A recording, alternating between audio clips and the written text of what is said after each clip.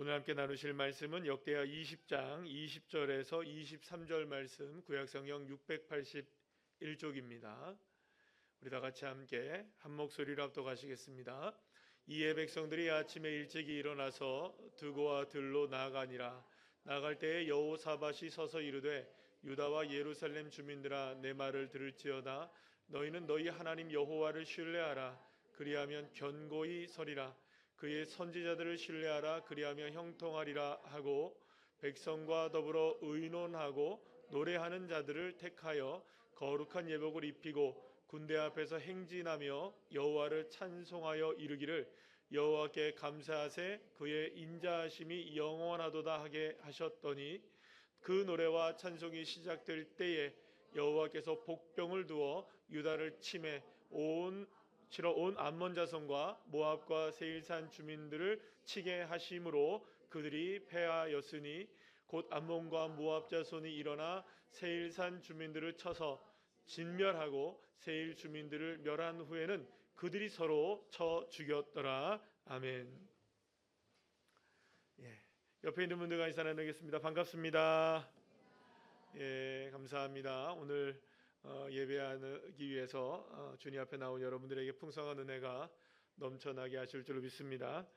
오늘은 함께 읽은 역대하 20장 20절에서 23절까지의 말씀으로 제목 함께 다 같이 읽어보겠습니다. 시작. 찬송이 시작될 때라는 제목으로 함께 은혜를 나누도록 하겠습니다. 성경은 우리에게 늘 일관되게 한 가지를 말씀하는 것 중에 하나가 뭐냐면, 하나님이 우리가 부르는 찬송 가운데 계시는 주님이시다라는 말씀을 합니다. 그래서 이 시편 22편 우리 3절 말씀을 한번 다 같이 읽어볼까요? 시작. 이스라엘의 찬송 중에 계시는 주여, 주는 거룩하시니이다. 아멘. 주님은 찬송 중에 거하신다고 분명히 말씀하시죠. 그런데 이 찬송은 누가 부르는 찬송이냐? 이스라엘 백성들이 부르는 노래였던 겁니다. 그냥 찬송 중에 계시는 것이 아니라 찬송을 부르는 사람들, 찬송하는 사람들의 찬송 가운데 거하신다. 그러니까 그냥 찬송이 아닙니다. 찬송을 하는 자들에게 하나님이 임하신다라는 것이죠. 그러니까 하나님의 임재하심을 우리가 경험하기 위해서는 뭘 해야 한다? 찬송해야 한다는 것입니다. 우리가 입술에서, 우리의 마음에서, 우리의 삶을 통해서 찬양이 떠나지 않을 때 주님은 우리와 늘 함께 하시는 주님이 되어주시는 겁니다. 시편 100편 4절 말씀입니다. 우리 다 같이 읽어보겠습니다. 감사함으로 그의 문에 들어가며 찬송함으로 그의 궁정에 들어가서 그에게 감사하며 그의 이름을 송축할지어다. 아멘. 여러분, 궁정이라는 게 뭘까요? 궁정? 여호와 하나님의 보좌를 이야기합니다. 하나님의 보좌. 그러니까 하나님의 보좌 앞에 우리가 담대히 나가야 되잖아요. 근데 하나님의 보좌 앞에 담대히 나갈 때 어떻게 나가야 되느냐? 두 가지입니다. 감사함으로 나가야 되고 찬송하며 나가야 되는 거예요. 따라합시다. 감사하며 찬송하며. 그러니까 이렇게 감사하는 것이 주님을 높이는 것이 되고 찬송하는 것이 주님을 높이는 것이 되는 것이죠.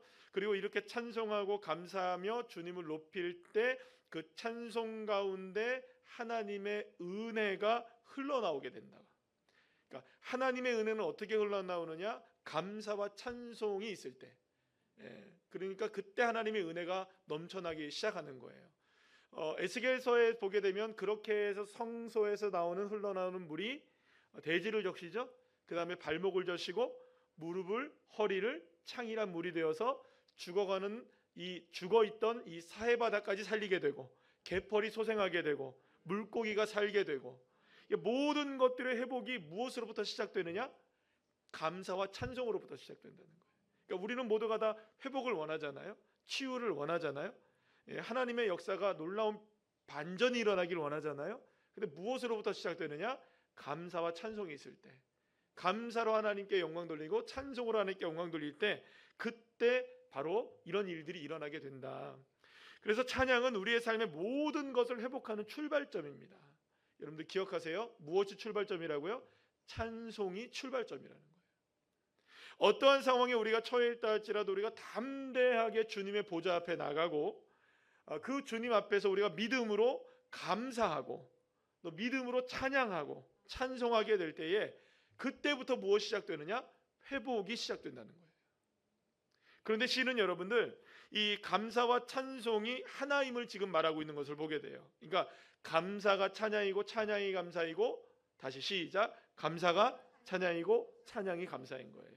그러니까 감사가 찬양이고 뭐 따로 분리되는 게 아니라는 거예요. 감사하면 찬양이 되는 것이고요, 찬양하면 무엇이 된다? 감사가 되는 것이죠. 그러니까 우리가 어떠한 상황에 놓여 있다 할지라도 하나님 감사합니다 하면 그게 찬양이 되는 거예요. 그리고 어떠한 상황에 놓여 있지라도 우리가 주님을 찬양하면 그게 감사가 되어진다는 거예요. 그러니까 우리가 은혜의 보좌 앞으로 나간다. 히브리서에서 우리가 은혜의 보좌 앞으로 담대히 나가라고 말하잖아요. 우리가 담력을 얻은 거잖아요, 그죠? 하나님의 은혜의 보좌 앞으로 담대히 나갈 수 있는데, 그러면 그 궁정에 들어가는 은혜의 보좌 앞에 나아갈 때 사실은요 여러분, 그건 어떤 특정한 장소를 이야기하는 게 아닌 거죠. 우리가 어떤 상황 속에서도 하나님을 찬송하고, 어떤 상황 속에서는 하나님께 감사할 때 그 자리가 뭐가 되는 겁니까? 궁정이 되어지고 담대하게 나갔던 보좌가 되어지는 거예요. 다른 어떤 곳이 있는 게 아니에요, 여러분들. 다른 어떤 영험한 곳이 있는 게 아닌 거죠. 그러니까 예수 믿는 저와 여러분들에게는 어떤 것이 있는지 궁정이 될 수 있고, 어떤 것이 있는지 하나님의 은혜의 보좌가 되는 거예요. 그것이 메마른 땅이라 할지라도 그것에서 찬송을 시작하고 감사가 시작될 때, 그때부터 그 땅이 변화되기 시작하는 거죠. 반대로 생각해 보세요, 여러분들. 그 땅을 메마르게 하려면 어떻게 하면 됩니까? 불평하면 되죠. 아니, 그 땅을 메마른 땅 되게 하시려면, 열매 안 맺을 땅이 되게 하시려면 불평하시면 돼요. 그 땅에서 여러분들 하나님의 임재를 떠나가게 하시려면 여러분들 그때 뭘 하시면 되냐 하면은 하나님을 거부하시면 되는 거예요. 세상 것 찬양하시면 되는 거예요. 그럼 하나님은 떠나가시고 그 땅은 황폐한 땅이 되는 거죠. 여러분, 그러니까 우리는 이 두 가지를 다 동시에 생각해야 되는 겁니다. 여러분들이 거한 땅이 어떤 땅이든지 간에 그 땅을 정말로 하나님께서 임재하시는 땅, 정말로 젖과 꿀이 흐르는 땅을 만들고 싶으시다면 감사하시면 돼요. 찬송하시면 돼요. 그러나 그 순간 우리의 삶 속에서 불평이 쏟아지고 세상 것에 대한 목마름이 우리에게 넘쳐나기 시작하면 그 땅은 어느 순간에 몰라요, 여러분들. 황폐한 땅으로 변하게 되는 거예요. 여러분, 그런 게 있습니다. 이렇게 우리가 보통 보게 되면 화장실에 휴지를 하나를 써도 여러분들, 치약을 하나를 써도, 샴푸를 하나를 써도 여러분들 가득 차 있을 때는 이거 굉장히 가득 차 있네, 중간까지도 여러분들 한참 남은 것 같죠? 근데 마지막 순간이 돼 보세요. 어느 순간에 그냥 싹 없어져 버려요. 마지막 순간까지 남아있다고 생각한다고요, 그게. 그러니까 이런 겁니다. 하나님께 우리가 늘 언제나 감사와 찬양을 올리시죠, 그죠? 그렇잖아요? 여러분 찬양하셨잖아요, 지금? 감사하셨잖아요, 그죠? 근데 이 찬양과 감사가 쌓여서 감사하게도 우리의 삶을 비옥하게 하시고 은혜를 베풀어 주시는 건 너무 감사한데, 어느 순간에 하나님을 향하여 원망하고 불평하고 불만하고 세상 것에 목마르기 시작하면 여러분들 어느 순간까지는 그게 갑니다. 그래서 우리 믿음의 우리 선배들은 뭐라고 얘기했냐면 그거를 저축한다고 그랬어요. 저축한다고. 그런 말 많이 들어보셨죠? 기도로 저축한다, 찬양으로 저축한다, 헌신으로 저축한다. 언제까지 저축한 걸 빼먹으면 어떻게 될까요, 여러분들? 나중에는 어느 순간에 영원이 되는 거예요. 그래서 사랑하는 여러분, 저와 여러분에게서 늘 언제나 넘쳐나야 되는 게 뭐냐? 찬송과 감사인 거예요. 그 대신 절연하게 끊어내야 되는 건 뭐냐? 불평과 불만인 거죠. 불평할 수 있고 불만할 수도 있지만 그 상황에 그거를 끊어내셔야 하는 거예요. 왜? 내 삶을 비옥하게 만들어야 되니까. 내 삶에 열매가 넘쳐나야 되니까. 하나님의 임재가 있어야 하니까요. 그러니까 우리를 의식하셔야 돼요, 여러분들. 그러니까 내가 어떤 순간에 불평할 수 있고 불만할 수 있는 상황이 딱 온다 할지라도, 아니야, 이거 누구만 좋아하게 하는 일입니까? 마귀 좋아하게 하고 내 삶을 황폐하게 만드는 일을 여러분들 어떻게 하겠어요? 여러분들 집에 가시면 저녁에 세면하시고 쓰시고 난 다음에 바르시죠, 그죠? 왜 발라요? 왜 바르시는데 그거? 피부 좋아지라고. 갈라지면 안 되잖아요, 그죠? 내 피부는 소중하니까. 그건 하시잖아요. 이렇게 저도 2개나 발라요. 이거 바르래요. 2개를. 2개 발라요. 저도. 왜 이렇게 바르나요? 우리 내 얼굴에 각질 끼고 내 얼굴이 갈라지는 거, 내 손 갈라지는 건 여러분들 견디지 못해요. 근데 사실은 내 영이 갈라지는 거는 여러분들 얼마나 방치하고 계신지 아세요? 불평과 불만으로 하나님 앞에 찬송하지 못하고 감사하지 못해서 내 영이 갈라지고 깨어지고. 괜찮을 때까진 괜찮아요, 여러분. 근데 문제는 뭐냐? 한순간에 그게 임한다고요. 그래서 여러분들, 찬양과 감사는 하나님의 은혜의 보좌를 내 삶으로 끌어오는 것이에요. 날마다 찬송하고 감사할 때마다 주님의 보좌를 저 멀리 있는 게 아니에요. 여러분들, 하나님의 은혜의 보좌를 내 삶으로 끌어들이는 거예요. 하나님의 보좌 앞으로 나가는 것이 바로 감사와 찬양인 겁니다. 그리고 우리는 찬양과 감사 속에서 하나님의 거룩하신 임재를 우리가 경험하게 되는 거예요. 그러면 누가 이런 찬양을 해야 되느냐? 성경은 정확하게 얘기합니다. 시편 150편 6절 말씀 볼까요? 시작. 호흡이 있는 자마다 여호와를 찬양할지어다. 할렐루야. 여러분, 이게 시편 150편 6절이 엄청나게 중요한 구절이에요. 왜냐? 시편의 마지막 구절이거든요. 시편의 마지막 구절이에요. 그러면 여러분, 시편의 첫 구절을 여러분 잘 아시죠? 예, 다 같이 한번 읽어볼까요? 다 같이 한번 읽어볼까요? 시작. 복이 있는 사람은 악인의 길을 따르지 아니하며 죄인의 길에 서지 아니하며 오만한 자들의 자리에 앉지 아니한다. 사랑하는 여러분, 그러면 여러분, 복 있는 사람은 어떤 사람일까요? 찬송하는 자예요. 그러면 여러분, 우리가 찬송하지 않을 때 어떤 사람이 되는 겁니까?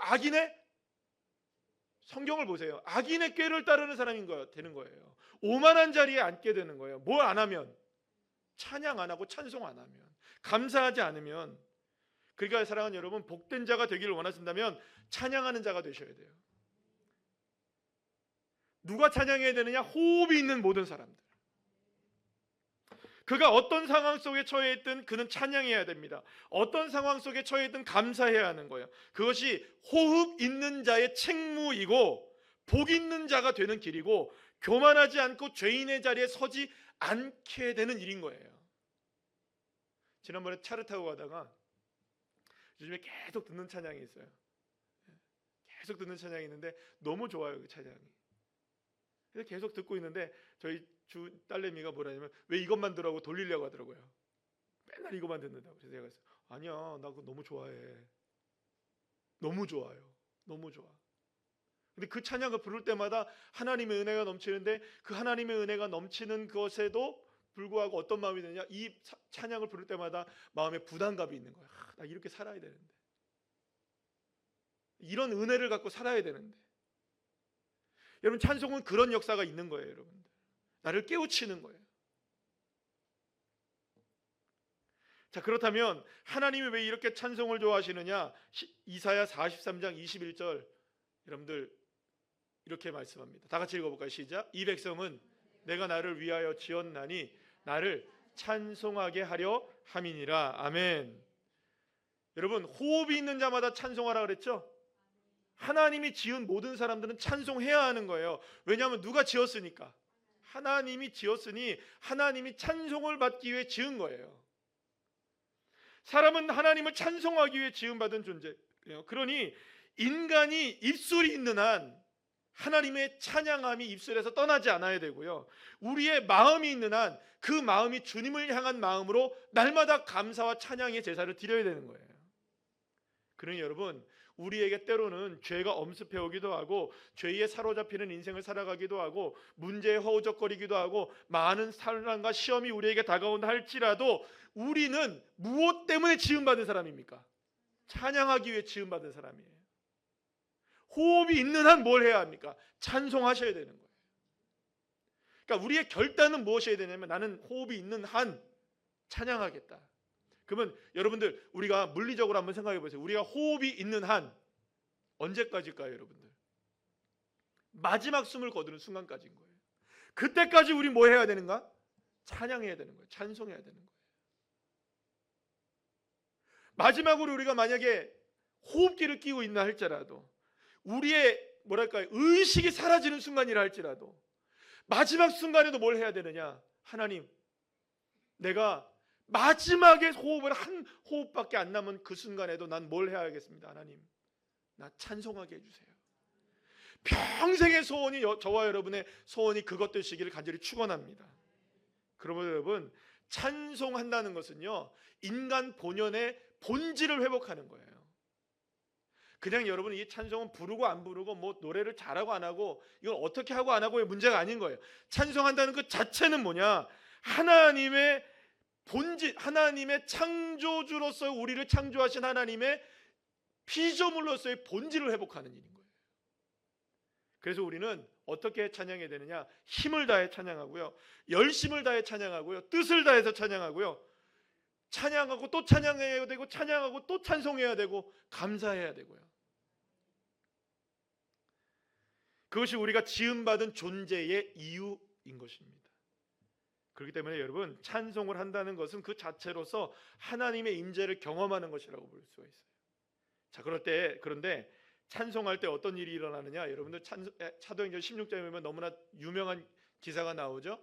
빌립보 감옥에 갇혔던 이 사도 바울과 실라가 찬송했을 때 옥터가 흔들리고 옥문이 열렸다. 제가 그거 보고 왔잖아요. 그 현장을 보고 왔잖아요, 여러분들. 근데 그게 그 감옥을 보니까 굉장히 작아요. 굉장히 요만해요. 막 두 사람 들어가 있으면 아주 작아요, 아주 그냥. 근데 여러분들, 제가 그런 생각을 해봤어요. 설교 준비하면서 그런 생각을 해봤어요. 왜 옥터가 흔들리고 이 옥문이 열려졌을까? 여러분, 사도 바울과 실라는요, 그때 이 신문을 받으면서 그 사도 바울이 그 로마 시민권자라는 걸 모르는 상태에서 이 빌립보 그 재판장들이 막 때린 거예요. 막 얻어맞아서 막 온몸이 멍이 드는 상태였어요. 근데 그날 밤 뭘 했느냐? 하나님 찬송한 거예요. 근데 그 찬송이 그 감옥을 완전히 가득 채운 거죠. 실라와 바울이 실라가 같이 함께 거기서 어마어마하게 하나님을 찬송한 거예요. 그러면 생각해 보세요. 찬송 중에 누가 거하십니까? 하나님. 여러분 생각해 보세요. 하나님이 그곳에 임재하시는데 하나님의 크기가 도대체 얼마나일까요, 여러분들? 온 우주를 담아내도 모자라신 분이 하나님이시잖아요.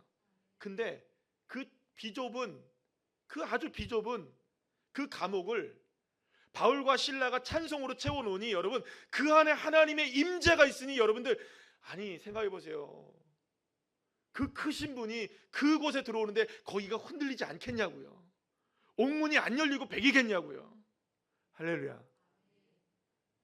이것은 여러분들 단지 소리의 힘이 아니었던 거예요. 찬송 가운데 하나님이 임재하셨기 때문이었던 거예요. 문이 안 열릴 수가 없던 것이죠. 옥토가 흔들리지 않을 수가 없었던 것이죠. 사랑하는 여러분, 이런 기적이 찬양할 때 일어나는 줄로 믿으시면 아멘 합시다. 그뿐이 아닙니다. 찬송할 때 일어나는 놀라운 일 중에 하나가 뭐냐면 악령이 떠나가는 거예요. 하나님의 사람 다윗이 사울이 악령에 들렸을 때 그를 위해서 수금을 탑니다. 이 수금을 탔다는 것은 찬양을 불렀다는 거예요. 그러자 사울 왕을 붙들고 있었던 이 악한 영들이 떠나가는 역사들이 일어났던 거예요. 사랑하는 여러분, 하나님을 향한 찬양은 악한 영들조차 꿈쩍하지 못하게 만드는 강력한 무기가 됨을 여러분들 믿으시길 바랍니다. 사랑하는 여러분, 이 모든 일이 한꺼번에 일어났던 사건이 하나가 있는 거예요. 오늘 본문을 함께 읽었던 이 여호사밧의 일이었습니다. 여호사밧 왕 때의 일인데, 유다의 여호사밧 왕 때에 모압과 암몬과 마온 이 세 나라가 연합하여서 유다를 쳐들어오게 됩니다. 이때 여호사밧이 뭐라고 이야기하느냐? 우리는 그들을 대적할 능력도 없고 어찌할 바를 알지 못하여 혼란스러운 상황에 주님 빠져 있습니다라고 고백을 합니다. 나는 어떻게 할지도 모르겠다. 여호사밧이 할 수 있는 것은 아무것도 없었던 거예요. 그래서 여호사밧이 뭐를 고백하기 시작하냐면 너무나 여러분들 잘 아는 찬양이에요. 주만 바라봅니다. 그래서 나는 하나님, 나는 의지할 것도 없고 어찌할 바도 능력도 없고 대적할 능력도 없어서 나는 이제 주만 바라볼지라, 주만 바라봅니다. 이렇게 기도했던 자리로 나갔던 사람이 이 여호사밧 왕이었어요. 자, 그런데 여러분들, 주만 바라본다는 것은 그냥 주만 바라본다는 것이 아니라는 것을 오늘 본문 우리에게 말씀해 주고 있는 거예요. 여호사밧은 이스라엘 백성들과 함께 어떻게 하면 주만 바라볼 수 있을까? 이걸 논의하기 시작합니다. 논의하기 시작해요. 그 과정 속에서 여호사밧과 유다 백성들이 한 마음을 모아서 이렇게 결정을 내리게 되는데 21절 말씀 우리 다 같이 한번 읽어볼까요? 시작. 백성과 더불어 의논하고 노래하는 자들을 택하여 거룩한 예복을 입히고 군대 앞에서 행진하며 여호와를 찬송하여 이르기를 여호와께 감사하세 그의 인자하심이 영원하도다 하게 하였더니. 아멘. 여러분, 먼저 이스라엘 백성 먼저 여호사밧은 무엇을 하느냐? 노래하는 자들을 택해요. 노래하는 자를 택해요. 그리고 그들에게 예복을 입혀요. 여러분, 지금 무슨 상황입니까? 연합군이 쳐들어와서 어찌할 바를 모르고 아무것도 할 수 없고 그들을 대적할 수 있는 능력도 없고 지금 절체절명의 위기의 순간이잖아요. 지금 완전히 어떤 상황입니까? 지금 망하게 될 순간이란 말이에요. 쳐들어왔단 말이에요. 망하게 된 순간이에요 지금. 근데 지금 뭐 하고 있어요? 군사 한 명을 세우고도 모자라고 무기 하나를 모아도 모자랄 판에 지금 여호사밧이 뭐 하고 있다고요? 백성들과 마음을 합하여 뭘 하고 있다고요? 지금 노래하는 자들을 세워요? 군사를 세우는 게 아니었어요 여러분들. 노래하는 자들을 세우는 거예요. 군복을 입히지 않았어요. 예복을 입혔어요.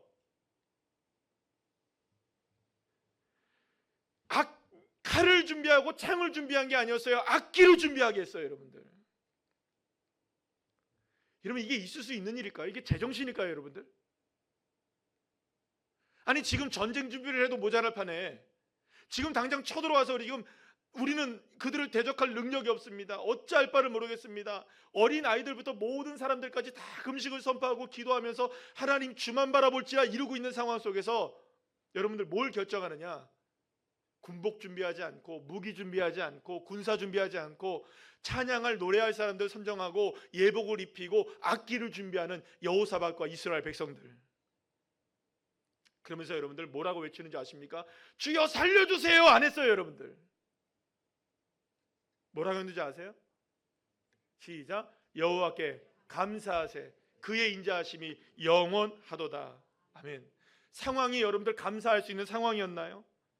감사가 나올 수 있는 상황이 아니었어요. 위기였습니다. 적군이 턱 밑까지 밀고 들어와서 유다는 풍전등화의 상황 속에 놓여 있었습니다. 어찌할 바를 모르는 상황이었단 말이에요. 조건으로 따지자면 감사할 것 하나도 없고 기뻐할 것 하나도 없습니다. 찬송보다는 곡소리가 넘쳐나야 했고 예복이 아닌 상복을 입어야 됐겠죠. 그러나 여호사밧은 이스라엘 백성들과 함께 마음을 합하고 뜻을 정하여 하나님 찬양하기로 결정합니다. 그리고 정말로 찬양하며 감사합니다. 여호와 하나님은 인자하신 하나님이십니다. 여호와 하나님께 감사합니다. 주님은 인자하십니다. 영원하십니다. 그런데 여러분, 이렇게 찬송하고 하나님 옆에 감사로 이렇게 나아가기 시작할 때 어떤 역사가 일어나느냐? 자, 오늘 본문 22절 23절 말씀 다 같이 읽어볼까요? 시작.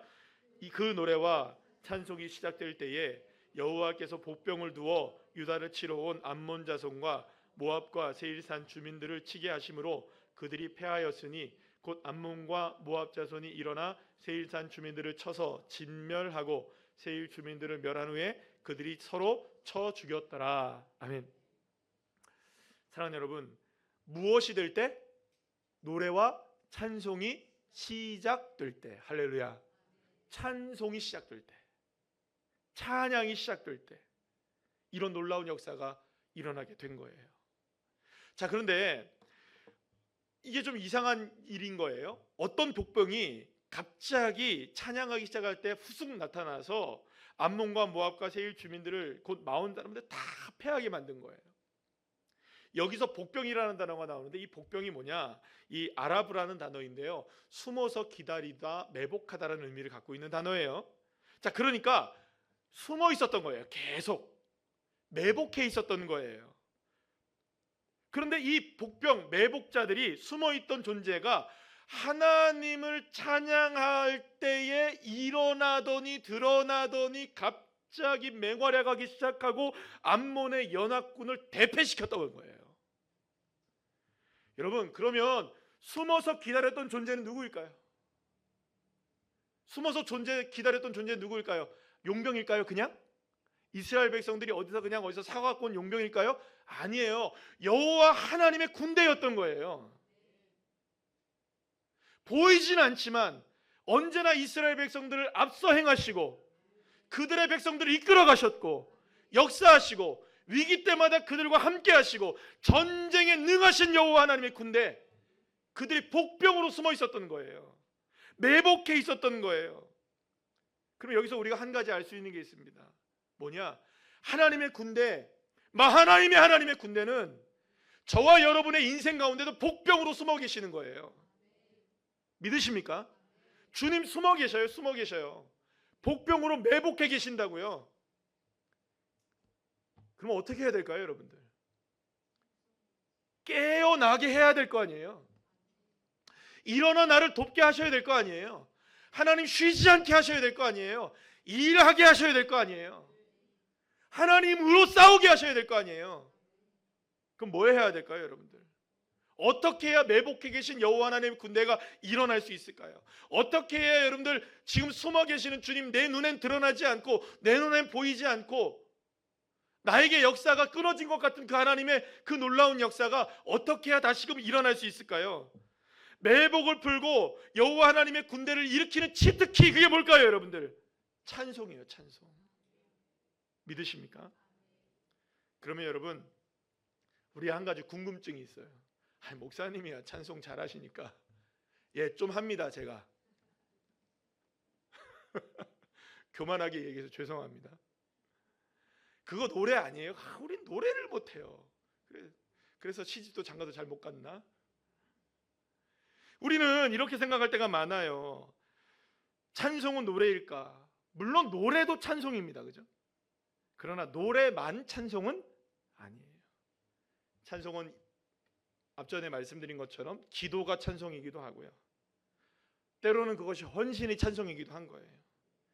예복을 갖추어 예배하는 것도 찬송이기도 하고요, 하나님의 보좌 앞에 나가서 엎드리는 것도 찬송일 수 있는 거예요. 그러나 그 찬송이 무엇이든 중요한 것은 이거예요. 내 입술로, 행동으로, 삶으로 보여지며 드러나고 나타나야 한다는 거예요. 손을 들지도 않으면서도, 헌신도 아니면서도, 입술로 중얼중얼이라도 하지 않으면서도 찬송일 수는 없다는 거예요. 물론 이렇게 생각할 수 있어요. 묵상도 기도 아닙니까? 예, 묵상도 기도 맞아요. 근데 성경은 놀라운 단어들을 우리에게 말씀해 주고 있어요. 따라합시다. 읍조리다. 예, 읍조리다는 말을 쓰고 있어요. 성경에는 여러분들 너무나 힘겨워하는 이 시편의 시인들이 뭐라고 얘기하냐면, 하나님, 내 이 절망 속에서 주님의 말씀을 읍조립니다. 읍조린다는 게 뭘까요, 여러분들? 저는 그래 생각해요. 정확한 단어의 뜻을 제가 알아서 얘기하는 게 아니에요. 아마도 이 읍조린다는 말은 도무지 입술로 고백할 수 없는 상황이에요, 지금. 그러나 여러분들,